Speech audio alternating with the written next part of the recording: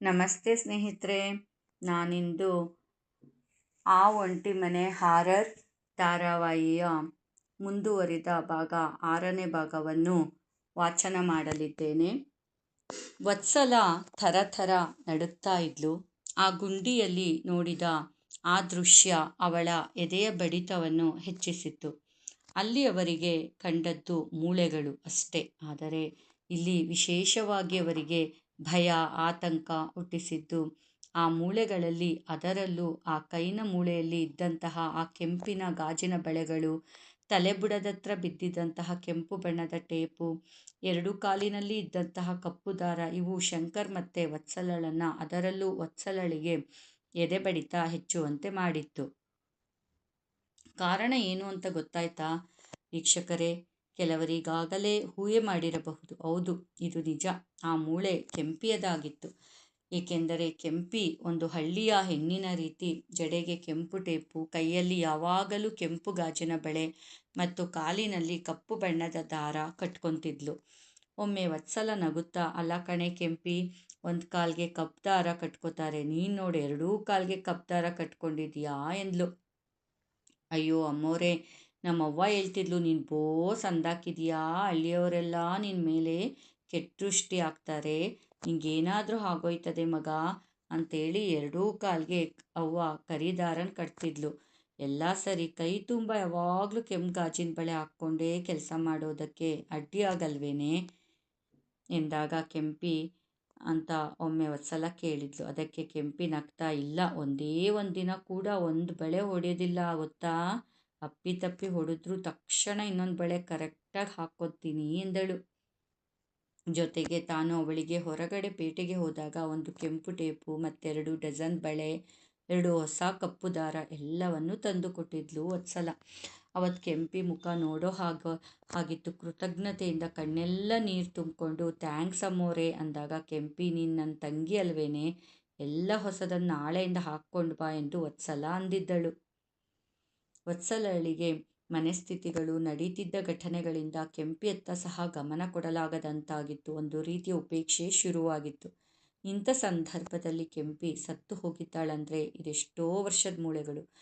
ಗಂಡ ಹೆಂಡತಿ ಪರಸ್ಪರ ನೋಡಿಕೊಂಡಾಗ ಅವ್ರು ಕೇಳ್ದೇನೆ ಅವ್ರ ಮನಸ್ಸಿನಲ್ಲಿ ಯಾವ ಪ್ರಶ್ನೆ ಇದೆ ಅಂತ ತಿಳ್ಕೊಂಡು, ಸ್ವಾಮೀಜಿಯವರೇ, ಸುಮಾರು ಈ ವ್ಯಕ್ತಿ ಒಂದು 10-15 ವರ್ಷಗಳ ಹಿಂದೆನೇ ಸತ್ತೋಗ್ಬಿಟ್ಟಿದ್ದಾರೆ ಎಂದರು. ಕೆಂಪಿಯ ಸಾವಿನ ಹಿಂದೆ ಯಾರೋ ಇದ್ದಾರೆ. ಈ ರೀತಿ ಆತ್ಮ ಇಲ್ಲೇ ಮನೆಯಲ್ಲಿ, ಅದು ಅಡುಗೆ ಮನೆಯಲ್ಲಿ ಹೂತಿದ್ದಾರೆ. ಆತ್ಮಕ್ಕೆ ಮುಕ್ತಿ ಸಿಕ್ಕಿಲ್ಲ. ಅದು ಈಗ ತ್ರಿಶಂಕು ಸ್ಥಿತಿಲಿ ಸ್ವರ್ಗಕ್ಕೂ ಹೋಗಲಾಗದೆ ನರಕಕ್ಕೂ ಹೋಗಲಾಗದೆ ಅಲಿತಾ ಇದೆ. ಸ್ವಾಮೀಜಿಯವರು ಒಂದು ಕ್ಷಣ ಕಣ್ಮುಚ್ಚಿ ಒಂದಷ್ಟು ಮಂತ್ರಗಳನ್ನು ಪಠಿಸಿ, ಹೌದು, ನೀವು ಹೇಳುತ್ತಿರೋದು ನಿಜ, ನಿಮಗೆ ಅದು ಮನುಷ್ಯ ರೂಪದಲ್ಲಿ ಕಾಣಿಸ್ಕೊಂಡಿದೆ. ಈಗ ಆತ್ಮಕ್ಕೆ ನಾವು ಮುಕ್ತಿಯನ್ನು ದೊರಕಿಸಬೇಕು ಅಂದಾಗ ಅದಕ್ಕೆ ಏನೆಲ್ಲ ಮಾಡಬೇಕು ಅಂದಾಗ, ಏನಿಲ್ಲ, ಒಬ್ಬ ಮನುಷ್ಯ ಸತ್ತಾಗ ಶಾಸ್ತ್ರೋಕ್ತವಾಗಿ ಒಂದು ಸಂಸ್ಕಾರವನ್ನು ಮಾಡಿದರೆ ಆ ಆತ್ಮ ನಿಶ್ಚಿಂತೆಯಾಗಿ ಖುಷಿಯಾಗಿ ನಗ್ನಗ್ತ ಸ್ವರ್ಗದತ್ತ ಪಯಣ ಬೆಳೆಸುತ್ತದೆ. ಆದರೆ ಇಲ್ಲಿ ಕೆಂಪಿಗೆ ಆ ರೀತಿ ಯಾವುದೇ ಶಾಸ್ತ್ರೋಕ್ತವಾದ ಸಂಸ್ಕಾರ ನಡೆದಿಲ್ಲ. ಅದರಿಂದ ಅದು ಇನ್ನೂ ತ್ರಿಶಂಕು ಸ್ಥಿತಿಯಲ್ಲಿದೆ. ಅದಕ್ಕೆ ಶಾಸ್ತ್ರೋಕ್ತವಾಗಿ ನಾವು ಸಂಸ್ಕಾರ ನೆರವೇರಿಸಿದಾಗ ಎಲ್ಲವೂ ಸುಸೂತ್ರವಾಗಿ ಅದು ತನ್ನ ಗಮ್ಯದತ್ತ ಚಲಿಸುತ್ತೆ. ಅಂತ ಒಂದು ಆತ್ಮದ ಕಾಟ ಸಹ ದೂರ ಆಗುತ್ತೆ. ನೀವು ಸಂತೋಷವಾಗಿ ಬಾಳಬಹುದು ಅಂದಾಗ ಪರಸ್ಪರ ಒಬ್ಬರನ್ನೊಬ್ಬರು ನೋಡಿಕೊಂಡರು. ಅದೇನು ಪೂಜೆ ನಡಿಬೇಕು, ಅದೇನು ಸಂಸ್ಕಾರ ಮಾಡಬೇಕು ಹೇಳಿ ಸ್ವಾಮಿ, ನಾನೇ ನಿಂತು, ನನ್ನ ತಂಗಿ ಇದ್ದಂಗೆ ಅವಳು, ನಾನೇ ನನ್ನ ಕೈಯಾರೆ ಅವಳಿಗೆ ಸದ್ಗತಿ ಕೊಡಿಸ್ತೀನಿ ಅಂತ ಶಂಕರ್ ಹೇಳಿದನು. ಸ್ವಾಮಿಗಳು, ಆಯಿತು, ಆದರೆ ಇವೆಲ್ಲಕ್ಕಿಂತ ಮೊದಲು ನಾವು ಆತ್ಮನ ಕರೆಸಿ ಏನಾಗಿತ್ತು, ಯಾವ ರೀತಿ ಆತ್ಮಕ್ಕೆ ಸಾವಾಯಿತು, ಯಾರು ಇಲ್ಲಿ ಅವಳನ್ನು ತಂದು ಹೂತಿರೋದು, ಎಲ್ಲ ಪ್ರಶ್ನೆಗಳಿಗೆ ಉತ್ತರ ತಿಳ್ಕೊಬೇಕಲ್ಲ ಅಂದರು. ಶಂಕರ್ ಮತ್ತು ವತ್ಸಲ ಪರಸ್ಪರ ಮುಖ ನೋಡಿಕೊಂಡು ಆಮೇಲೆ ಸ್ವಾಮೀಜಿಯವರೇ ಮುಂದುವರೆದು, ಈ ಆತ್ಮ ನಿಮ್ಗೆ ಯಾವುದೇ ರೀತಿಯ ತೊಂದರೆಯನ್ನು ಕೊಟ್ಟಿಲ್ಲ. ಕೊಡಬೇಕು ಅಂದಿದ್ರೆ ಇಷ್ಟೊತ್ತಿಗಾಗಲೇ ನಿಮ್ಮ ಮನೇಲಿ ಸಾವು ನೋವು ಉಂಟಾಗಬಹುದಿತ್ತು. ಮಗುವಿಗೆ ಸಹ ಕೂದಲೆಳೆಯ ನೋವನ್ನು ಮಾಡಿಲ್ಲ ಅಂದರೆ ಆತ್ಮಕ್ಕೆ ನಿಮ್ಮ ಮೇಲೆ ಯಾವುದೇ ದ್ವೇಷವಿಲ್ಲ. ಆದರೆ ಆ ಆತ್ಮ ತನ್ನ ಇರುವನ್ನು ತಿಳಿಸುವುದಕ್ಕೆ ಪ್ರಯತ್ನ ಪಡ್ತಿತ್ತು. ಅದು ಸಂಸ್ಕಾರವನ್ನು ಬಯಸ್ತಾ ಇದೆ. ಅದರ ಜೊತೆಗೆ ಆತ್ಮಕ್ಕೆ ಅದರ ಸಾವು ಹೇಗಾಯಿತು ಅಂತ ನಾವು ತಿಳ್ಕೋಬೇಕು. ಆಗ ಸಂಪೂರ್ಣವಾಗಿ ಸರಿಯಾದ ರೀತಿಯಲ್ಲಿ ಅದರ ಸಂಸ್ಕಾರವನ್ನು ಮಾಡಿ ಅದರ ಆತ್ಮಕ್ಕೆ ಮುಕ್ತಿ ಕೊಡೋಣ. ಮೊದಲು ಆತ್ಮನ ಮತ್ತೆ ಕರೆತು ಸಾವು ಹೇಗಾಯಿತು ಅನ್ನೋದು ತಿಳಿಬೇಕು. ಅದರಲ್ಲೂ ವತ್ಸಲ ತಾಯಿ ನೀವೇ ಆತ್ಮದ ಜೊತೆ ಮಾತಾಡಬೇಕು, ನಾನು ಆತ್ಮನ್ನ ಕರೆಸ್ತೀನಿ ಅಂತ ಹೇಳಿದಾಗ ಇಬ್ಬರು ಒಂದು ಕ್ಷಣ ಬೆವತ್ಬಿಟ್ರು, ಭಯವಾಯಿತು. ಆದರೆ ಶಂಕರ್ ಹೇಳಿದ, ಕರ್ಸಿ ಸ್ವಾಮಿಗಳೇ, ನಮಗೇನು ಭಯ ಇಲ್ಲ, ಯಾಕೆಂದರೆ ಕೆಂಪಿ ನಮ್ಮನೆ ಮಗಳು ಇದ್ದಂಗೆ, ವತ್ಸಲಂಗೆ ತಂಗಿ ಇದ್ದಾಗೆ ಅಂದಾಗ ವತ್ಸಲ ಕೂಡ ಭಯ ಆಗ್ತಿದ್ರು. ಸರಿ ಎಂದು ತಲೆ ಅಲ್ಲಾಡಿಸಿದ್ಲು. ಈಗ ಸಂಜೆ ಸೂರ್ಯ ಮುಳುಗಿದ ನಂತರ ಮನೆಯಲ್ಲಿ ಎಲ್ಲ ಕಡೆ ದೀಪಗಳನ್ನು ಆರಿಸಲಾಗಿತ್ತು. ಕೇವಲ ಅಡುಗೆ ಮನೆಯಲ್ಲಿ ಸ್ವಾಮೀಜಿ ಮತ್ತು ವತ್ಸಲ, ಶಂಕರ್ ಮೂರೇ ಜನ ಇದ್ದಿದ್ದು. ಸ್ವಾಮೀಜಿಯ ಶಿಷ್ಯರು ಕೂಡ ಎಲ್ಲರನ್ನೂ ಹೊರಗಡೆ ಕಳಿಸಲಾಗಿತ್ತು. ಅವ್ರ 3 ಜನ ನಡುವೆ ಸ್ವಾಮೀಜಿಯವರು ಒಂದಷ್ಟು ಮಂತ್ರಗಳನ್ನು ಪಠಿಸ್ತಾ ಆ ಸತ್ತಿರ್ತಕ್ಕಂಥ ಕೆಂಪಿ ಆತ್ಮವನ್ನು ಆವಾಹನೆ ಮಾಡ್ತಾ ಇದ್ರು. ಅವಳ ಮೂಳೆಗಳನ್ನೆಲ್ಲ ನೀಟಾಗಿ ಜೋಡಿಸಿಟ್ಟು ಸ್ವಾಮಿ ಅವಳ ಆತ್ಮವನ್ನು ಆವಾಹನೆ ಮಾಡ್ತಾಯಿದ್ರು. ಎಷ್ಟೋ ಹೊತ್ತಿನ ನಂತರ ಹೊರಗಡೆ ಆಕಾಶದಲ್ಲಿ ಜೋರಾಗಿ ಮಿಂಚು, ಸಿಡಿಲು, ಗುಡುಗಿನ ಆರ್ಭಟ ಕೇಳಿಸ್ತು. ಒಂದು ಕ್ಷಣ ಬೆಚ್ಚಿ ಬಿದ್ದಂಗಾಗಿತ್ತು. ಆದರೆ ಸ್ವಾಮೀಜಿಯವರು ಯಾವುದೇ ಸಂದರ್ಭ, ಎಂಥ ಶಬ್ದ ಕೇಳಿದ್ರು ಕಣ್ಣು ತೆರೆಯಬಾರ್ದು, ಮುಗಿದ ಕೈಗಳ ಬಿಡಬಾರ್ದು ಎಂದು ಕಟ್ಟಪ್ಪಣೆ ಮಾಡಿದ್ರು.